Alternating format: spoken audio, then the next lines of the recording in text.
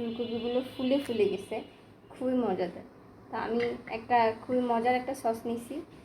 এই সসের রেসিপি লাগলে অবশ্যই বলবেন। বিসমিল্লাহ বলে খাচ্ছি।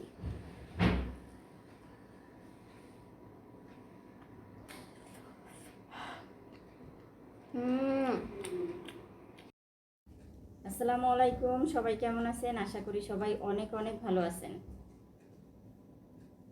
এটা হচ্ছে ফুলকপি। ফুলকপি এখন হালকা পাতলা উঠছে, একেবারে অনেক যে উঠছে তা না, খুবই কম, 100 টাকা করে কেজি। তো আজকে ফুলকপি দিয়ে একটা রেসিপি তৈরি করবো, আশা করি তোমরা সাথেই থাকবা। এই ফুলকপিগুলো কিন্তু আমি সেদ্ধ করে নিয়েছি। এখানে আমি নিয়েছি 2টা মুরগির ডিম। মুরগির ডিম দুটো দিয়ে দিলাম। এখন দিব স্বাদ মতো লবণ, দিব স্বাদ মতো, যেটুক দরকার আর কি। টেস্ট করে পরে আবার কমানো বাড়ানো যাবে। এখন দিব একটু গুঁড়া মরিচ, একটু ঝালের জন্য অল্প দিব, অল্প 1 চামচের কম। এরপরে দিতে হবে আটা। এটা আটা নিয়েছি, আপনারা ভেষণ থাকলে অবশ্যই ভেষণ দেবেন, তো আমার বাসায় ভেষণ নেই, এই জন্য আটা দিয়ে করতেছি। আটা দিয়েও কিন্তু খুব ভালো হয়। সবগুলো ঢেলে দিলাম। এখন এগুলো খুব সুন্দর করে মেখে নিতে হবে। এখন দিয়ে দিচ্ছি সামান্য হলুদ, একটু কালারের জন্য। হলুদ চাইলে দিবেন, যারা হোয়াইট খাইতে চান হোয়াইটভাবে খাইতে পারেন। এখন সুন্দরভাবে এটা মেখে নিব, হাত দিয়ে মেখে নিই, চামচ লাগবে। এটা দিয়ে মাখো, সমস্যা কি? হ্যাঁ, তা মাখো, হাত দিয়ে মাখতে পারলে। এটা হচ্ছে দেখো 2টা ডিম, তার মধ্যে হচ্ছে সব ময় মশলা দেওয়া হয়ে গেছে, কি সুন্দর। এখন আমরা এটাকে হাত দিয়ে সুন্দর করে মাখো, মেখে নেব।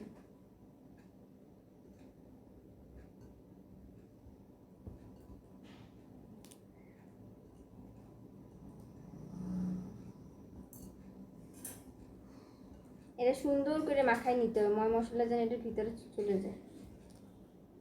যেহেতু আমরা এটা সুন্দরভাবে করবো, ম্যারিনেটটা পারফেক্টভাবে করতে হবে, এটার ভিতরে যেন সুন্দরভাবে মশলাগুলো ঢুকে যায়। যেভাবে ডিম দেশে না, এই কারণে বেশি ভালো হবে। ডিম দিতেই হবে, ডিমটা কিন্তু মেইন। হ্যাঁ, আমি কিন্তু ফুলকপি সিদ্ধ করে নিছি, আবার কাঁচা ফুলকপি দিয়ে শুরু করে দিও না বানানো, ঠিক আছে? এই যে দেখো আমার ম্যারিনেট করা হয়ে গেছে, একদম পারফেক্টভাবে ম্যারিনেট করছি।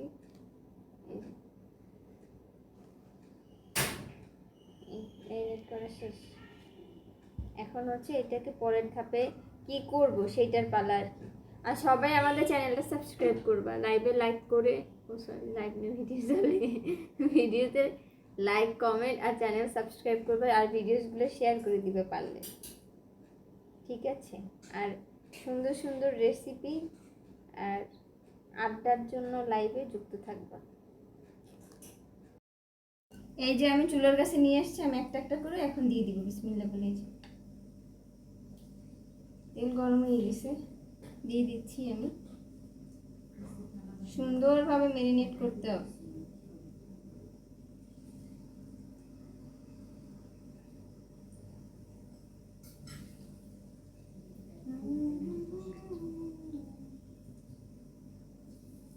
সুন্দরভাবে দিয়ে দিবে একটা একটা একটা একটা করে, বুঝতে পারছো? বুঝতে পেরেছো? আর অল্প কটা বাকি, একসাথেই দিয়ে দিই, নাহলে আবার সেকেন্ড টাইম দেবো।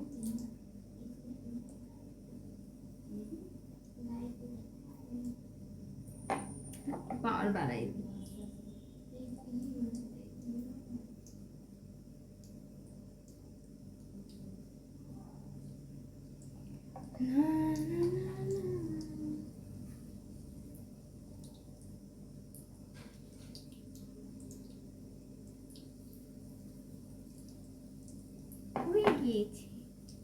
দেখাচ্ছি তোমাদের। ফুলকপির পেঁয়াজগুলো কত সুন্দর দেখাচ্ছে, কালারটা দেখছো? একদম পারফেক্টলি একটা কালার আসছে, খুবই সুন্দর লাগতেছে দেখতে। একদম দোকানে যে ফুলকপিগুলো খাই না আমরা, ওইরকম খুবই সুন্দর।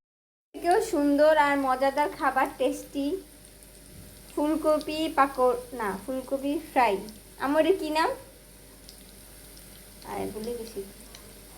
কি যেন বলতে মানে এটার নাম পিঁয়াজু, সরি, এটা হচ্ছে ফুলকপির পিঁয়াজু। Yummy yummy yummy yummy. পেঁয়াজগুলো দেখো কতটা ভালো হয়েছে, একদম ফুলে গেছে এটা কিন্তু বৃষ্টি করেছে, একদম ফুলে টগর হয়ে গেছে। এই যে দেখাইতে পারি না কেমন একটা, আমি তোমাদেরকে একটু একদম ফুলের মতো দেখাই, দেখো এই যে ফুলকপিটা দেখো। খাবারটা একদম প্রপারভাবে রেডি হয়ে গেছে, এটা অসাধারণ আর খুবই মজাদার একটা খাবার। এই যে দেখো ফুলকপিগুলো ফুলে ফুলে গেছে, খুবই মজাদার। তা আমি একটা খুবই মজার একটা সস নিছি, এই সসের রেসিপি লাগলে অবশ্যই বলবেন। বিসমিল্লাহ বলে খাচ্ছি।